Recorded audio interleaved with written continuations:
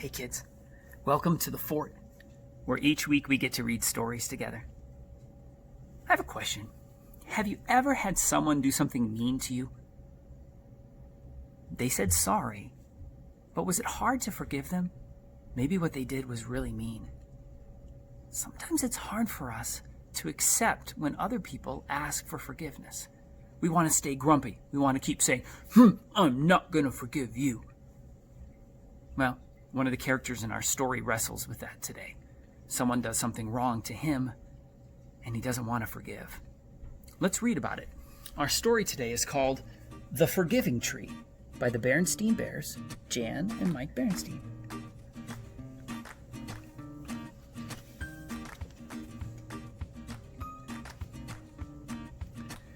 It was a special day in the treehouse down a sunny dirt road deep in bear country. It was Brother Bear's birthday. "Happy birthday, brother!" shouted the party guests as Mama brought in the cake, and they all sang the birthday song. "Make a wish," said Sister. Brother closed his eyes, made a wish, and blew out the candles. "Yay!" the guests yelled, clapping and blowing noisemakers. Papa cut the cake, and everyone dug in. "What did you wish for?" asked Cousin Fred. "If I tell you, it won't come true," said Brother. When they were finished eating the cake, it was time to open presents. Brother got some very nice ones. A model plane, some books, a racing car set, and a video game. Then he noticed Papa sneaking into the next room. When he came back, he was pushing a brand new bike.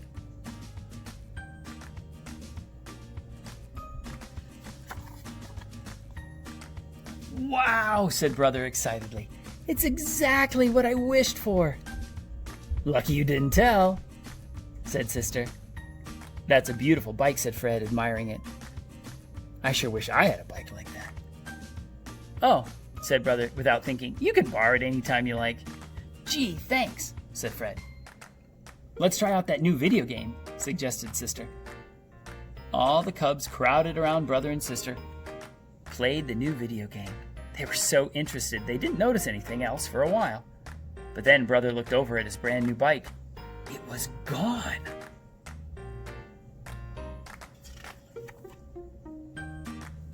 "Hey," said Brother, "where's my new bike?" "Say," said Lizzie, looking out the window, "isn't that Fred riding it?" Lizzie was right. Cousin Fred was outside riding Brother's brand new bike around the treehouse. Brother was furious. "That Fred," growled Brother. "He can't do that." And he charged outside. "Uh-oh," said Mama and Papa, running after him.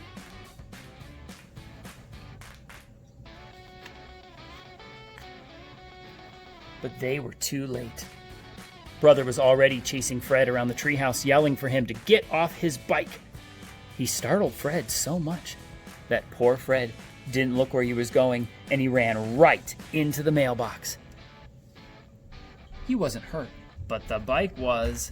The front wheel was bent, and it wouldn't turn.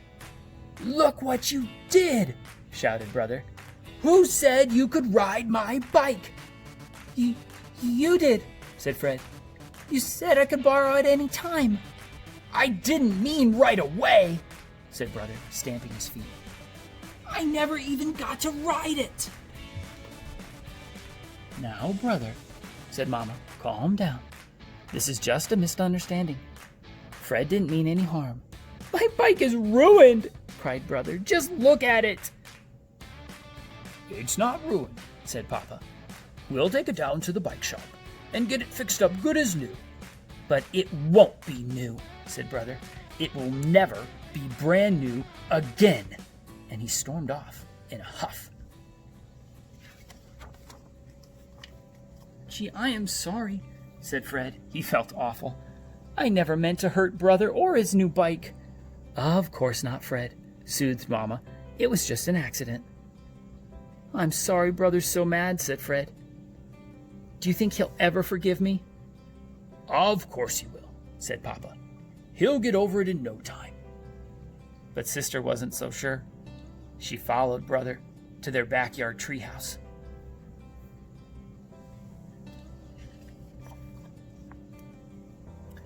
"Mind if I come up?"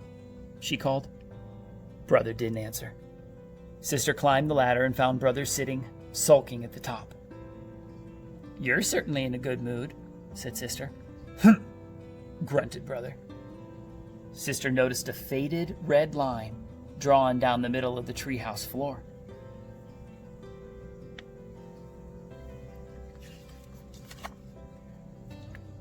"Do you remember this red line?" she asked.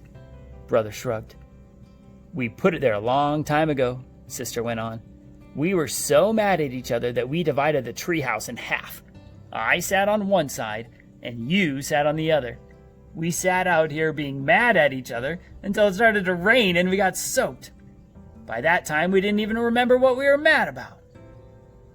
"Yeah, I guess so," said Brother. As Brother and Sister sat there in the treehouse, it became cloudy and it started to rain. They went back to the party and found the guests getting ready to break the piñata. It was one Papa made in his workshop. There were all kinds of candies inside, but especially licorice, because licorice was Papa's favorite. Papa held the piñata out on the broomstick. "Okay," he said, "start swinging, but be careful not to hit me."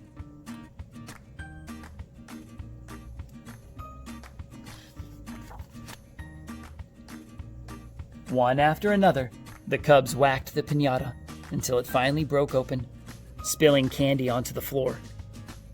They all scrambled to grab some, including Papa. Brother scrambled right into Fred. In fact, they knocked heads.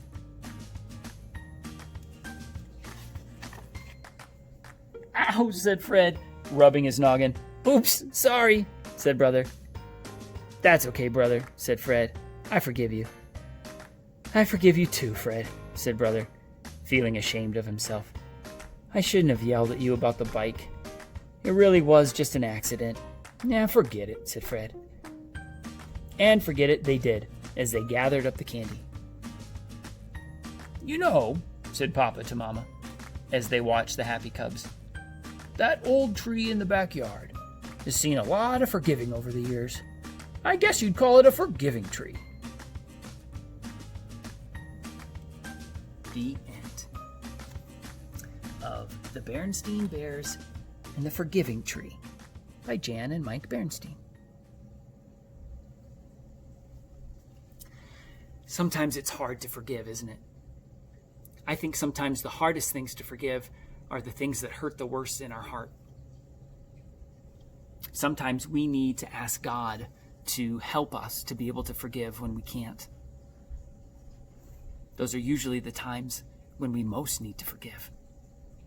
So the next time that happens to you, someone does something wrong to you, and it's hard for you to say, "I'm sorry," ask God for help. Even if you don't have a treehouse to go to. And God can give you the ability to say, "I forgive you." Thanks so much for reading with us at the fort this week. Come again next time. We'll read some more stories together. Bye-bye.